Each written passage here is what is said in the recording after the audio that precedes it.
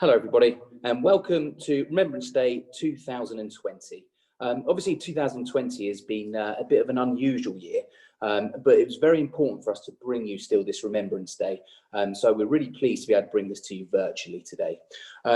Looking around just before we go into the event, I wanted to show you some of the work that's been done around the college. So if you want to pop down to the library at all, we have some fantastic work done by our library team, which I thank very much for their work.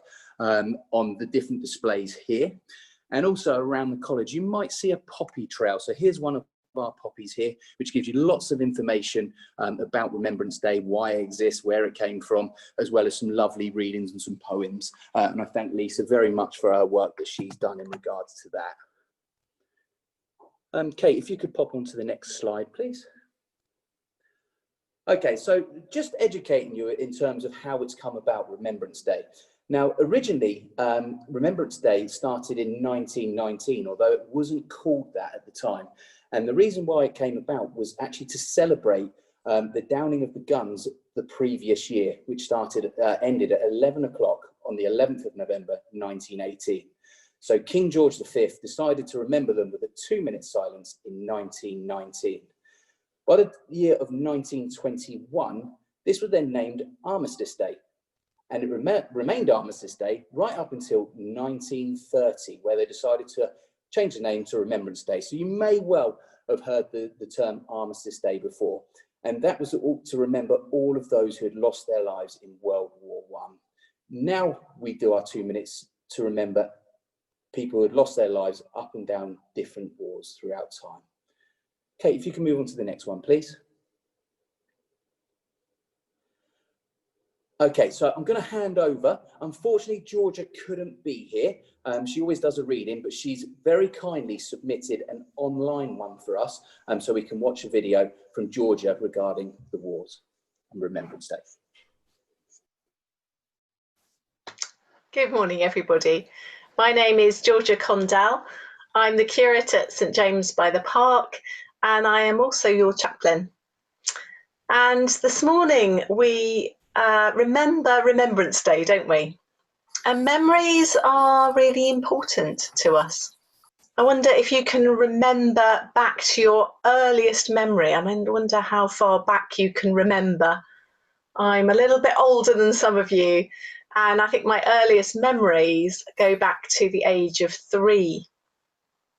If you think about people who lose their memories for whatever reason, whether through amnesia or dementia, that can be incredibly debilitating. So we know that memory is really important. Those of you who have taken exams will know how important your memories are. But actually on Remembrance Day, we're remembering events, we're remembering wars that happened 80, over 100 years ago. Ones that are not in our living memory, even mine. So why do we remember these things? Often the memories of them aren't particularly pleasant. We are remembering people's suffering and their deaths for our freedom. And particularly at this time, we're in the midst of a pandemic and our second lockdown. You might ask yourself, well, why are we thinking about these difficult things right now? My parents are in their 80s. They're still alive. They live just around the corner from me in Southampton. And they vividly remember their childhoods during the Second World War. They remember having to take masks to school. They remember being separated from family, friends, and loved ones. Does that sound familiar?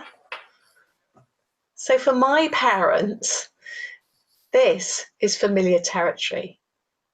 Mind you, this was the sort of mask they had to take to school. This is a replica of a Second World War mask. So it's a little bit different to the sorts of masks that you and I have to wear when we go to the shops. But for them, it has meant that this situation is somehow more manageable. They are more resilient and they are more thankful for what they have.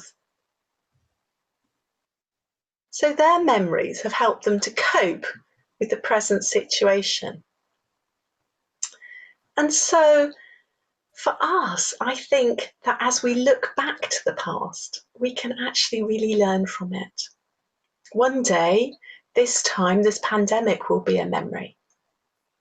And I hope that we will have learned from it, that we'll have become more resilient people, that we'll be grateful for what we have, and we'll also be more determined to be part of the answer. Think about some of the people that have stood out during this pandemic. I think about someone like Captain Tom, Sir Captain Tom now, and all the good he's done for charity. By and large, that's because of his experiences during the war. So whilst we don't find ourselves in a war now, we do find ourselves in difficult circumstances. And my prayer for us is that it will make us more resilient people and people who want to become part of the good for our society and part of the answer. Okay, so I'm going to hand over to the Vice Principal, which is Claire Myers, to read In Flanders Fields.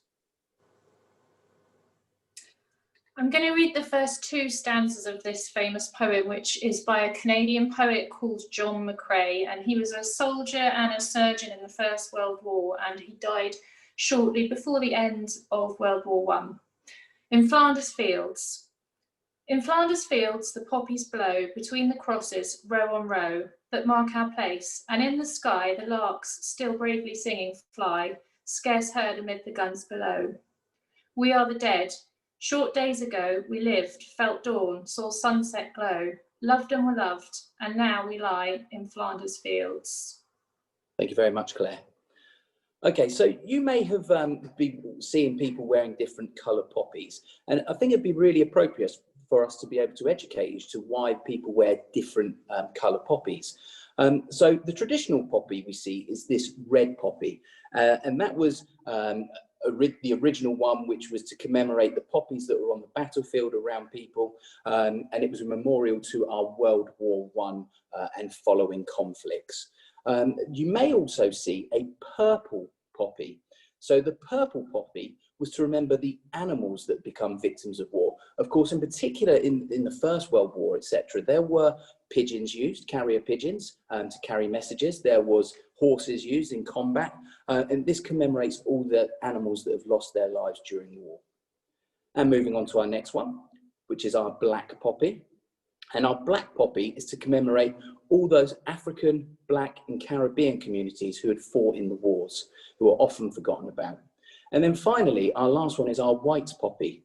And our white poppy is to signify peace. And it remembers people who died in conflict with the focus of ending war. What you might have noticed on a lot of these poppies is that we have a green leaf as well. And you'll notice that the green leaf pokes up towards the top left. And that is the position that green leaf should be in towards 11 o'clock to signify the end of when World War ended. I'm now going to hand over to one of our public service students in a second. When he reads the final bit before we move into our 2-minute silence, Tom is going to then play the last post. At the end of the last post, we will start our 2-minute silence, and that will be ended by him playing the reveille. So we're going to hand over to our public service students. They shall grow not old, as we are that are left grow old. Age shall not weary them, nor the years condemn. At the going down of the sun, and in the morning we will remember them.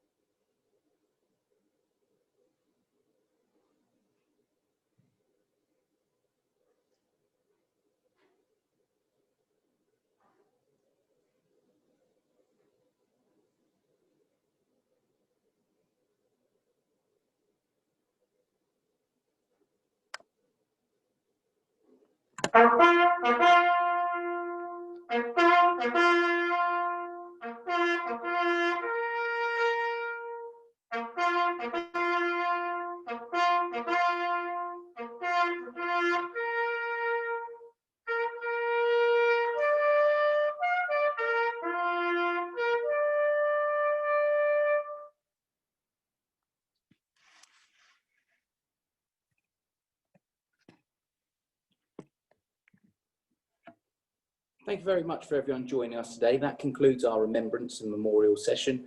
We want to thank you all for joining us again, and in particular thank the 3 boys involved today, of Lewis, Anthony and Tom. Thank you.